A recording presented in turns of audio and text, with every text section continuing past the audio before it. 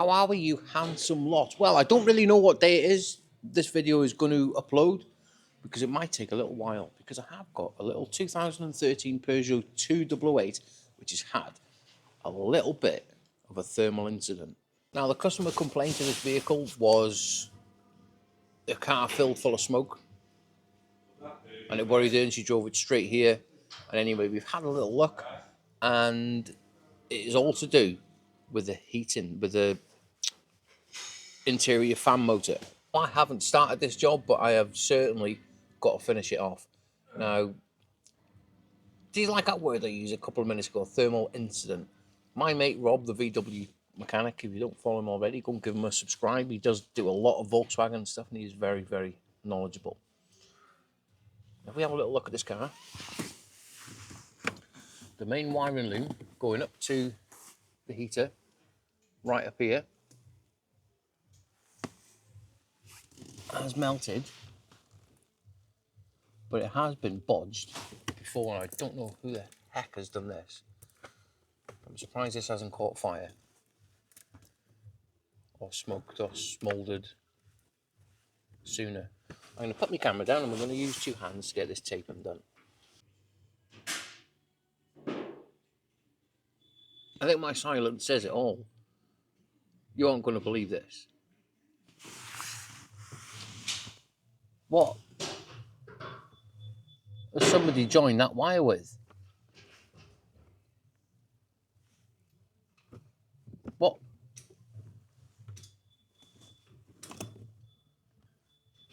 I can't get over that. I can't. You lot as shocked as me. I've never ever seen anything so bodginess in all my life. How this car hasn't gone on fire well, yeah, I'm just shocked. Generally, I'm shocked for words. I've got a little bit of a light on it, you might see it better. It's shocking. But that wiring, it goes right up into that dashboard. Now, I can't leave that wiring like that. I have to just to give myself a peace of mind, because if that wire, well, which it has there, it's got hot and it's melted together, I'm going to have to follow that all the way back wherever it shall go, even if it comes round to this body control module here. We're going to have to trace it and have a little look, see where it goes. I think we've got to remove the centre console and see what happens. I'm just going to jump on all data now and see if we've got any information on how to do it. I've even got a little visitor coming with me today, D&M Auto Locksmith, North Wales. He does all the keys and he is absolutely insane at doing them. Di, what are you thinking of that repair? Nah, it's just one of the worst repairs I've seen. That's shocking, How isn't it? is that not gone on fire? It's unreal. It's bad, isn't it? I've seen some bodges in my time, but that's up there, isn't it? That's bad. Like, whoever's done that, please comment below. It's shocking. Right, never mind that chit chat. We've got stuff to do. We are going now on all data, and everything that we need to know is all in here, just to make things a little bit easier for us. Let's get cracking. Well, even though I've had information in front of me, I have gone a little bit too much and I didn't need to. Now, when I had a look at this wiring loom from down here, it almost looked as if it went right over and underneath here. So I pulled this center console out here, all the switches, and they had a little bit of a nightmare to take out, to be honest. There's two little blanking plugs either side with some Torx screws secure there and there. And then when I had a look through here, this wiring loom, I don't know if you can see, right down the back here, whoever's bodged it had pushed the wire that far up, it got all tangled up on, I don't know what, you might not be able to see it, but there's a little plastic clip right down there, right, and the wiring loom had got stuck on that. But if I have a little look again, it doesn't, it's so hard for me to show you inside dash jobs, but that wire, it goes up the side of this trim here, up here, and up to the motor, well, the rear stack around the back there. So we're going to have a little look and see how much of this wire, because we're going to have to replace some of it, I think, from there up. So I might even have to go to the breaker's yard and see if they've got one there. Well, I am most certain that I'm going to have to go to the scrapyard and cut some wiring loom out of a car. And I'm going to show you, I have removed the heater blow motor, and it's very simple to do. You just put your hand at the back, pull that little clip and give it a twist, and it pulls out. Such a simple heater blow motor to replace.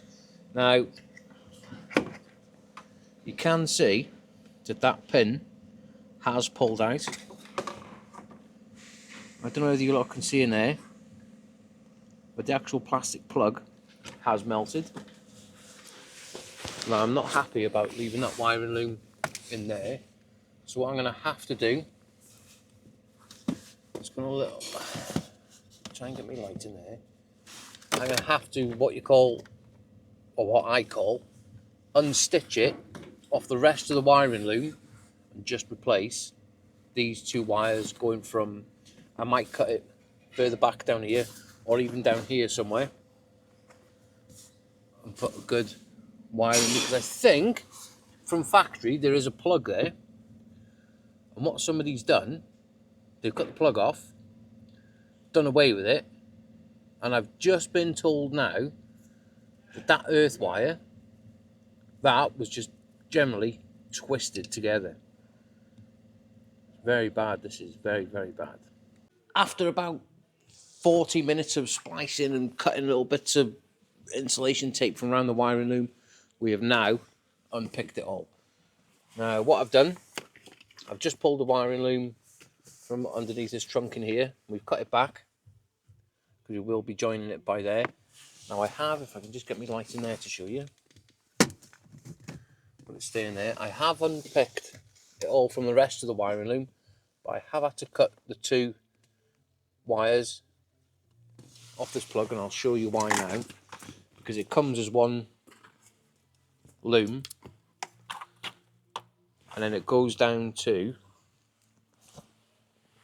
here. Now I think from factory there is a bit of a plug on them,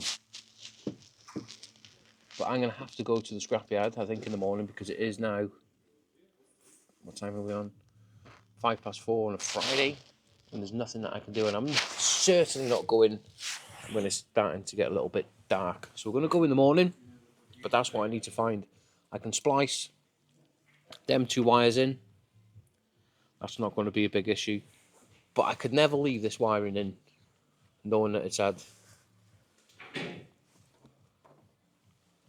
that done to it, because I don't know what damage has been done to it. If I go and repair it there and something happens up to here, well, I'd never live with myself. I'd rather do it right, do it first time. Well, we are now into Saturday morning, and it is, what time are we on? Just gone 8 o'clock. The scrapyard doesn't open till 9 o'clock. I live probably just over half an hour, 40 minutes away. We're going to have a little bit of a morning sing-song. I'm going to get there. Well, the last couple of times that I've been to the breaker's yard, they haven't had the bits that I need. So I'm hoping, fingers, toes, everything crossed, that they've got this little piece of wiring loom that I require to get this car back on the road. If not, I don't know what I'm going to do. I'm going to have to look further afield, and it might run into next week. Please, please, have the bits that I need. Please.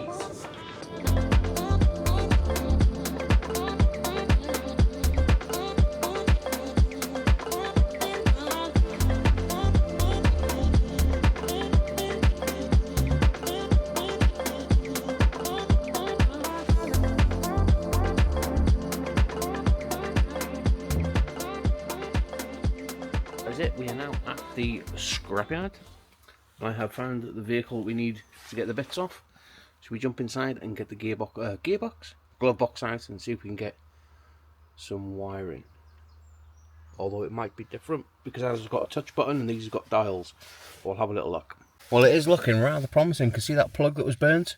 That is looking like brand new. Hopefully, because this is a lot newer car, so I'm hoping that that has been updated. Well, unfortunately, That one at the side of this car was the wrong one. But these are the dials that we need. If it's got the twisty ones, the wiring is different. I'm just going to pull this little trim off down here and see if that plug's good. If that plug's good, we're on to a winner. Well, I think this little trip to the scrapyard has been very successful. We've got all the wiring loom that we need. The plugs, which were melted before, they are in a very, very good condition. So we can get all this spliced in and try and make it look a little bit factory. Well, we are back at the garage, and garage workshop, whatever you want to call it. Now I have gone ahead and fed the new cable through up the dashboard. I've secured it to the heater box by there. I'm going to get the plug. The reason why I'm plugging it in like this is so as I know down here where to join it correctly, because the last thing I want to do is just cut it and faff about. We're going to try and make it as neat as possible without, yeah, we'll try and route it and make it as neat as possible. We don't want to be joining the wires on any bend. It wants to be on a straight piece down here. So we're going to find out now and get cutting. Well, I've gone ahead, I've cut the wires, and I've also joined them as well and heat shrunk it round the wires, and that'll stop any moisture getting in there and affecting the connection. Now, if you're probably wondering why I've staggered them, so when I'm wrapping them up with a proper wiring loom tape, you don't get a big clump and it looks pretty tidy. I'll show you in a second. A tiny little bit like that, doesn't that look pretty much factory? Right, let's get it put back into that duct in, tubing, whatever you want to call it, and it should just clip in. The idea of doing a repair is making it look as if it hasn't been touched. That's how I look at it anyway. Look at that, eh? It doesn't look as if it's been touched. And I've even taped it all up here where it should be. It's all plugged in. I've just got to join them two wires up in pretty much the same way, and we can get it all plugged back in and see if it works. Right, well, everything now is all coupled back up. Everything's nice and tidy. I've put the brand new motor in. All the loom up there is tidied up. Got the car running, and the heaters are blowing.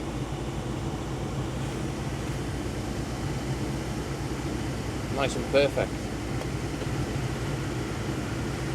Now, whenever you've done a job like this, always make sure, before you put it back together, make sure that all the controls are working, all the flaps are working as they should be.